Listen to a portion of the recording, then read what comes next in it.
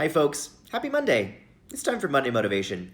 Now if you've ever attended one of my keynotes, you'll know that one of the biggest lessons that I talk about that I've learned and continue to learn throughout my life is the importance of asking for help. And I usually talk about how I climbed Kilimanjaro 7 years ago with my two best friends, and I needed their physical and emotional help the first half, and then as we got to the top, the roles were reversed and my buddies needed my help, and it was this beautiful exchange back and forth of helping each other. But what I don't really spend enough time on, and I wanted to do with today, is the importance of offering help and what I believe to be the best way to offer help.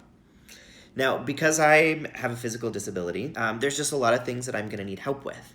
Literally like changing the light bulbs in my house, hanging stuff on the wall. Those are things that I'm going to have to ask for help with.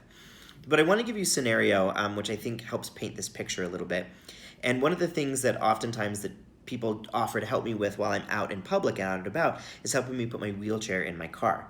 Now, I drive my own car, and if you want to learn how I drive, there's a little video right there that you can check that out. How I get in the car is part of my privilege of my disabilities, that I can get out of my wheelchair, I can get in the back of my SUV, I can lift my wheelchair up into the car, no problem. But oftentimes people will see me go to get in the car, and intentions are so lovely. They'll come over and say, "Oh, can I help?" And I'm usually like, "Oh, that's really kind," but like I'm fine, and then that's where it ends.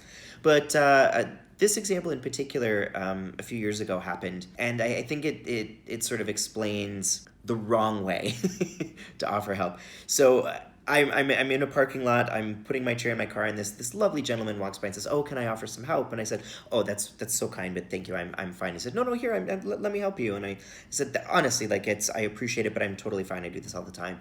And instead of listening, he just literally picked up my wheelchair out of my hands and put it in the car for me. Now let me break this down a little bit. Again, he was being so lovely and his motivations were correct, but he didn't listen to what I said.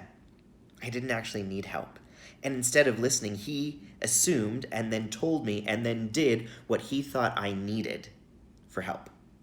Also, just as an aside, a lot of folks with disabilities use mobility devices like myself, a wheelchair, and they see that as an extension of their body.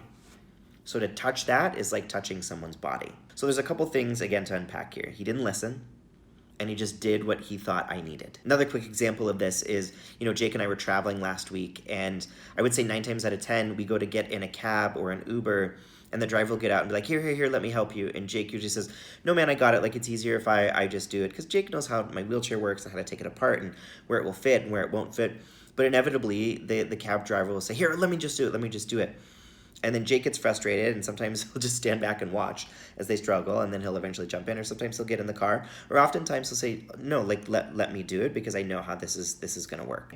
Then it's your job to push a little bit harder, but it's not to give them that help that you think that they need. So this week, as you're navigating through the world and you see folks that might need some support or some help, I really challenge you to stop, ask the question, and then genuinely listen, and then offer and figure out how together you can work together so that you can be helpful for whatever they're trying to tackle. In conclusion, if you want to be helpful, stop, collaborate, and listen.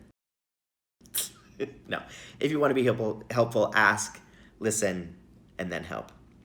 As always, I'd love to hear your stories of asking for help or asking for help gone wrong, or any of those things in the old comments down below. And have a great week. Bye.